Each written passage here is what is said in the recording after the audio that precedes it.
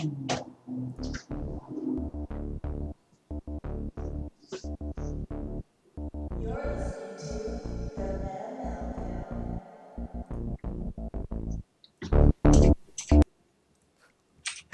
guys, how's it going? Welcome to episode 7 of the Meta Meltdown. Today is Thursday, July 7th, 2016. We're really sorry about our crazy schedule and our absence we've had. The beginning of summer is really crazy, and it doesn't help that we've had like connection issues and just things of that nature. Anyways, if this is your first time tuning into the Meta Meltdown is a 20-minute podcast about the current meta in Hearthstone. Each week we'll focus on a specific deck. This week we're focusing on Dragon Warrior, and we'll provide insight on how to pilot the deck in order to succeed on the ladder. My name is Dominic Silverddragn Nguyen, and I have, of course, with me my co-host Nate Wolter, aka Natediggity. How's it going, man? It's going great, dude. How you doing this week? I'm doing all right. There's a lot of new stuff to discuss. Not Hearthstone related, but just a bunch of things in general. So I'm doing really well, but I'm really happy to be back to play some Hearthstone. Yeah, me too. Let's get after it. Sounds good. All right, so in personal Hearthstone news, let's talk about anything that's happened to us. Nate, you want to go first? So nothing too crazy. I guess I lied. There was craziness. Wife was out of town this weekend, so played about 80 games of Hearthstone There you from go. Friday night to Saturday. I was gonna hit Legend in a couple days because that's what all the top people do, which I'm probably not top person, but You're getting there. yeah, I was trying to just hit Legend as soon as possible and be like one of the, race to Legend. It's what a lot of the popular streamers do, but got to rank 8 after like 80 games, and I just burnt myself out, and I really haven't hit the ladder since. So still at rank 8, but got a pretty good start to the week. What about you? So for the past 2 weeks, I've only gotten, I don't know, maybe like 20 games of Hearthstone in, and that's before this weekend in particular, because I work for Anime Expo, and so I've been over there helping out with them, and so I haven't been able to play as much. So you're gonna be doing a lot of the answering in this video. But I want to show you guys something I got at Anime Expo. I got this really sick pin. It was in the artist alley. This is $4, and it's like really nice metal, and I'm gonna wear it during like podcasts and like just videos and events that we're gonna be running. So that's really cool. And then my last piece of news is that on the 17th of July this month, Nate and I will probably be at the iBuy Power event that's hosting. Let me. I'll get you the information on where and when that is at the end of this podcast, so please stay tuned. But yeah, so that's gonna be really really dope. You'll see us live in person if you guys want to come visit. It'll be in the general like OC area, so if you're living in that area, please come say hi. Um, Anyways, let's move on to our TempoStorm meta report, our Vicious Syndicate Data Reaper report, and then we'll talk about our Dragon Warrior. And wait, real quick, Nate, do you want to talk about any of the decks you played this week besides Dragon Warrior? Yeah, obviously, besides Dragon Warrior, played a lot of Aggro Shaman as I was trying to race to Legend. hmm And then once I got sick of tryharding, I played a bunch of Yogg Druid, which is actually really good, which we'll talk about in a little bit as well. What about you? Uh, like I said, I didn't get to play that much, so I just played Dragon Warrior. Oh, I did play one game of Yogg Druid though, and then I promptly quit because Yogg like it was like I was trying to BM, and he had like 1 health, right? I was totally gonna just destroy him, and then I played Yogg, and then yeah, might have burnt myself there, but it's cool. I think we'll discuss how to play Yogg Druid next week. But yes, definitely a fun deck. I had fun with it, even though I lost. So yeah, let's talk about the TempoStorm meta report. So Nate, do you want to walk us through that real quick? Yes, sir. So, Tier 1, there are 4 decks. Number 1, Aggro Shaman. Number 2, Dragon Warrior, our deck of the week. Number 3, Cthulhu Warrior. Number 4 is Zulak. And number 5 at Tier 2 is Tempo Warrior. Mhm. So, pretty standard, I think, as far as what I've been seeing on the ladder. What about you? Yeah, I think that those are pretty standard. The list hasn't changed much. Warrior is obviously doing really well with 3 decks up in the top 1 and 2 tiers. And Zulaka and Shaman are really just staples in the Hearthstone meta. So yeah, seems about normal. Not too much to talk about there. Yeah, Uh, it's getting pretty stale at this point. I think we're all ready for an adventure. mhm. Yeah, new adventure. That'd be really cool. More cards to play. That's exactly when I start playing like a ton of games, is when new stuff comes out. Yeah. But yeah, let's talk about the Data Reaper report now. Nate, take it away. Yeah, no problem. So, Data Reaper report number 8. So, based on the numbers for all games played so far last week, Mhm. number 1 deck is Yogg Druid with a Ooh. 52.39% win rating. Yogg Druid. Crazy. Dragon Warrior at number 2 with 52.22% Mhm. win rate. Aggro Shaman, 52.21% win rate at number 3. Number 4, Midrange Hunter at 52.11%. And then at tier 2 is Zulok with 51.97% win rate. Oh, all right. Yeah, that looks really impressive for Yogg Druid because that kind of came out of nowhere ish. Like we've heard about it, we've seen it around, but um, yeah, we haven't seen. I didn't know how well it was doing, so yeah, I'm excited to play it next week, and then we'll hopefully do really well, and it won't burn ourselves with it. Yeah, I think we saw the beginning of it with Jackie Chan, who's a really popular Hmm. Hmm. European streamer, Yep. and he was just messing around, and he kind of found out that Yogg is pretty good. And then a lot of people refined his list and made it super good, and then Yogg is just there as kind of like the oh crap button. Got So it. you're losing, you have no chance of winning the game Yogg, and then suddenly you pull out a Suddenly win you that, win. that you absolutely didn't deserve. But It's all good. That's like half of Hearthstone games anyway. It's just top deck, whatever, and you're like, here we it's go, just a boys. bundle of RNG goodness. Yes, that's why we love our game.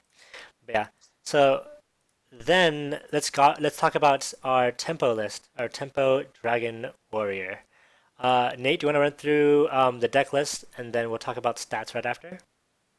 Yep. So the deck of the week. This is the one that I ran to Legend last month. I know there's a lot of variations. We'll discuss some of the other cards that might do well. Hmm. But for this deck, we have 2 Inner Rages, 2 Blood to Ichors, 2 Executes, Sir Finley Murgleton, 2 Fiery War Axes, 2 Alexstrasza's Champion, 2 Fairy Dragons, 2 Frothing Berserkers, 2 Ravaging Ghouls, 2 Kor'kron Elites, 2 Twilight Guardians, 2 Azure Drakes, 2 Blackwind Corruptors, 2 Draconoid Crushers, Malkarok, Grommash Hellscream, and Ragnaros the Firelord. Sounds good. And how did you do with the deck, Nate? Well, I started playing probably about a week before it got super popular on ladder because Hmm. I noticed on the Meta Reaper report that it had the best win rate, and no one was really playing it 3 weeks ago or so. That's how you do it. So gave it a whirl. Was slightly ahead of the meta, and I just stormed from like rank 5 to 1, and I think I had like 32 and 12 in that run, so I did pretty well with it. And then the more that I've been seeing this deck on ladder, the more I've been, the lower my win percentage has been with it. Hmm. Obviously, because I'm seeing a lot more mirror matches and a lot more people just preparing to face this deck, Hmm. which is it's all over the ladder, Hmm. unsurprisingly. Hmm. So my stats overall in the past month with this deck, I went 51 and 34 at exactly a 60% win rate. That's pretty good still. Yeah. Yeah, most of it is from like rank 5 and then a bunch of legend games in there, and then some are at the beginning of the ladder this month. So Okay. I'm Yeah, happy with it. that's still really good, I feel like. And I want to appreciate you for the giving it a world dragon or warrior pun. I think that probably went over a bunch of people's heads. But yeah. Um, definitely. I think it's a really good deck. I think it's really teched out against a lot of the decks that you'll encounter on the ladder. But yes, those mirror matchups are really difficult, and we'll talk about why some of us have decided to start running Deathlord, uh, Deathwing, Deathwing, yeah. Yes, But definitely. because of the mirror matchup. But yeah, we'll talk about that in a bit. So to go over how to play this deck, you're gonna play. You're gonna against aggro decks. You're gonna try to control the board as much as possible, getting a lot of value trades, and then start hitting their face for tempo, like playing tempo wise. Against control, you're gonna start to look for an even faster start, and only trade when you get the advantage because um, you don't have the luxury of being able to control the board. You have to hit the face, get those Draconoid Crushers out, summon Malkorok, and then get Gorehowl and smack him for 30. But yeah. So, and in both cases, you're gonna try to overpower your opponent with huge creatures late game. So that's Malkorok, like I just said, Grom, Rag, Draconoid Crushers. Those are really, really fun to play turn 6, 7, and they'll win you the game in that regard. Let's talk about matchups. So Nate, do you want to go over those real quick? Sure. So good, bad, and the ugly. Good being a 55% win rate or above a certain deck. There's actually not any that Dragon Warrior has above a 55% win rate. And that's due to because but that's due to because it's getting really popular, right? So that way, it was a lot better previously, but now it's really, really decent against most decks. Yeah, exactly. It just does average. I wouldn't say average, above average. I think the win rate was like 52.22%. So really good, obviously, second best deck. But since more people are playing it, you're going to have a lot more 50-50s playing Dragon Warrior mirror matchups, and a lot of people are going to be teching against it. So Got it. nothing above 55%, so not too unnormal. And then the bad matchups. So these are from 35% to 45% win rates. We have Beast Druid, Ramp Druid, Freeze Mage, Control Priest, Dragon Priest, and Aggro Shaman. And then ugly, below 35% win rate, we don't have anything. So Got it. Okay. this deck is pretty even against everything, it looks like. So highly skill based is what you're saying. Yeah, there's not a whole lot of RNG other than if you're playing Malkarok and Get those Cursed Blades. Yeah, exactly. Those are super fun. That's always a good time. Yeah, no. So let's talk about cards that stand out. So I already talked about Dragonoid Crushers. Those are really, really good. If you can do 15 damage and get those out early. Certainly Murgleton. I think. Do you want to talk about him real quick? Yeah, you said it wrong. It's Murgleton. Murgleton. Yeah, so Sir Finley's really good for this deck because as a tempo deck, Warrior hero power is just pretty bad. Maybe in like a game against like Zoo or Aggro Shaman, Armor Up will help you, but for pretty much every other matchup, you're looking for other hero powers. Really good ones are Mage hero power. You can ping a lot of your stuff, or of course clear off your enemy board or wherever you need to apply the 1 damage. Hunter hero power is exceptionally good because going face is usually the right place. I'm a poet. And then and then the other one I really like is Warlock because it doesn't have a whole lot of draw, although typically you can curve out pretty good as you have a lot of you have a good mana curve since you have a lot of higher mana creatures as well. But those are the top 3 in my mind. Right. And I think those are also really good because if you get the Mage hero power, you got a Frothing Berserker and Grom as well. And the last card that we want to talk about that stands out is Inner Rage. So it's similar to the Mage hero power. Inner Rage essentially is the same thing. You have your Frothing Berserkers and you have your Grom Hellscreams, and even your Executes if you really need to. So really, really good card. Those 3 things are definitely something you want to be utilizing often. And then we'll go into our honorable mentions. Nate? Yes, so honorable mentions. Number 1 is Slam. Pretty much you either play Slam or Inner Rage depending on the matchup. Inner Rage is more for aggro matchups, especially like Zulok, if you want to like clear off the board for 0 mana cost, obviously. And then Slam is for slower matchups where you can deal damage to a creature, then draw a card, and then follow up in any other feasible way. Number 2 is Malkarok. We don't need to talk about this one because it's already in the deck, but some people don't run it. But we do, so we'll just skip it for now. Fierce Monkey, I haven't seen a lot of iterations with Fierce Monkey, but again, it is a pretty decent card if you're running into a lot of Aggro Shaman and Zulok. Definitely. And then, how do you feel about N'Zoth's first mate, Dom? I actually really like it. I don't know if I would run it in this deck per se. We have we have the Fiery Waxes and we have Malkarok. But I really, really like it. I think for the mana cost, I think it costs 1. It's really, really good. So I definitely like the card a lot. I just don't know if I'd run it. And I don't know what I would take out for it. Because it gives you a little bit more, partially control, but partially aggro as well. Seeing as the only 1-drop that we have is certainly, that's a creature. So N'Zoth's first mate is definitely something that I would want to play around with more. But I think it's a fun card. Yeah, it's a super high value card if you think about it. You get a 1/1 for 1 mana, and then you get a 1/3 weapon. So really good against Zulok, by the way. Definitely. And then lastly, Yo, All right, do you want so to talk I'll about leave this it? one up. Nope, this one is up to you. You were talking about it earlier. Yeah, Deathwing, super fun card. I think for those of you guys who have it, it's definitely another activator for your deck. So really good card there. And I've noticed playing Dragon Warrior that sometimes you fall behind and you don't have that many ways to get back into the game if you're not hitting them in the face, right? Like sometimes they're at like 7 life and you can pull out a Malkarok or if, X amount of life, low life levels. But if they've been doing a really good job, if they've been having, you're playing priest, you're playing control warrior, stuff like that. Um, you want to have Deathwing in your deck, and Deathwing is super fun because it's like Yogg, right? It's like a last ditch attempt to try to swing things back into your favor. But I think that because this is a tempo deck, I think that you should really focus on playing this deck correctly, or as much as you can, um, and not teching for the control matchup as much. Like you really want to just find that sweet spot and beat both matchups before they can start getting ahead of you because you're playing for tempo. Sorry, outvaluing you. Sorry, that's what I meant to say. And Deathwing is something much more of a last-ditch attempt, and that's why I don't really like it as much. But I definitely see the value in it because there's definitely times where I've wished that I had a Deathwing to clear the board, and then I would win right there. But how do you feel about Deathwing, Nate?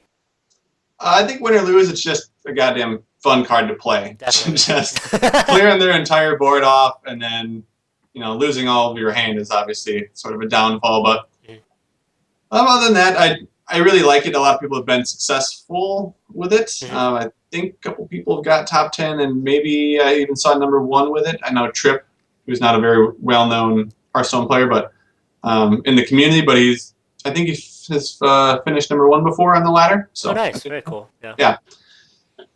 And some other stats I just wanted to mention as well, since I forgot to mention them earlier. So in the Data Reaper report, all ranked games, so we've seen throughout the last couple months that Warrior has had a lot of iterations, and there's a lot of equal play among all of those iterations. Right. So it has started to swing one direction now. Warrior has been played, I'll get your percentage here, 31.14% of the freaking games on ladder. Really? That's a ton. That is more than a ridiculous. third. Now, this is from rank 10 to 1, to be fair, for this last week.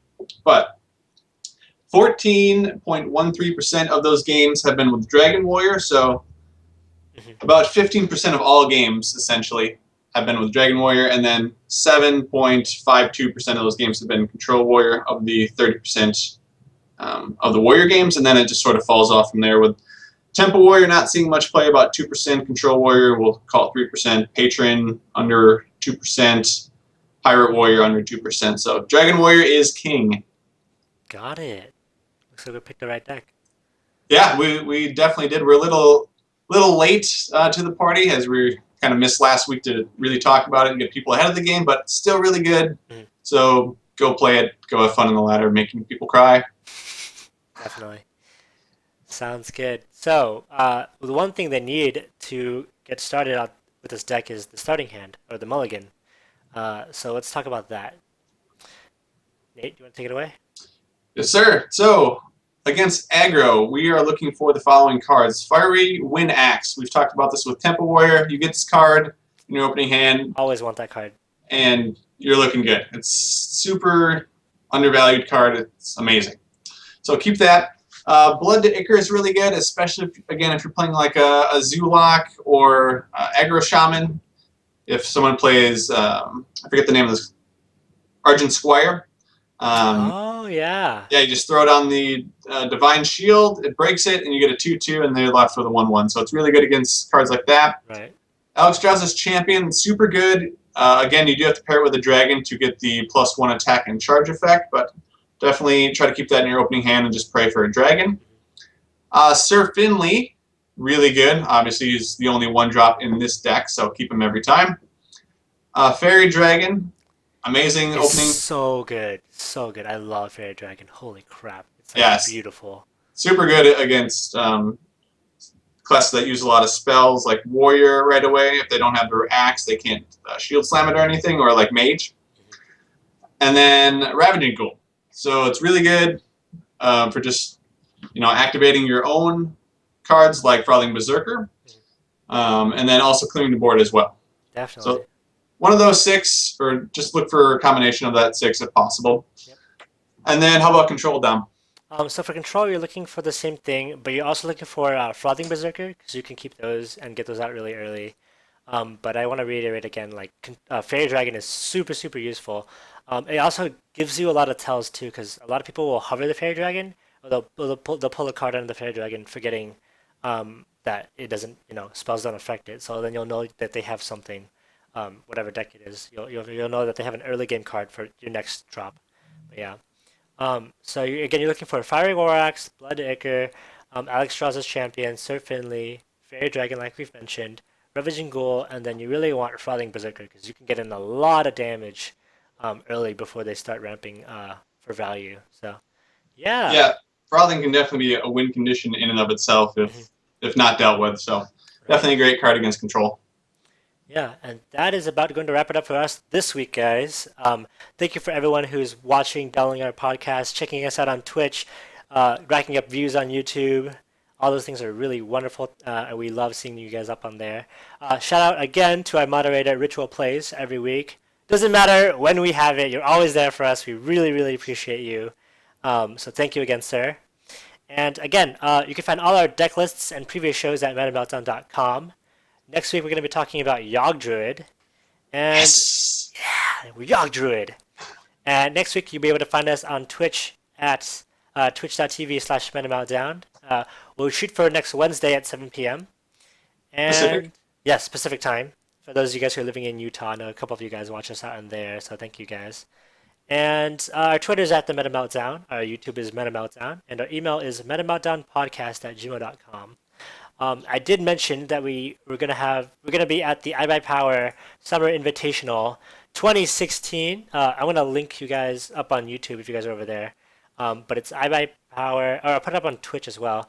www.ibuypower.com/site/events/IBP-summer-invite-2016. I'll put it in the description. It's kind of long, but just a real quick iteration of it.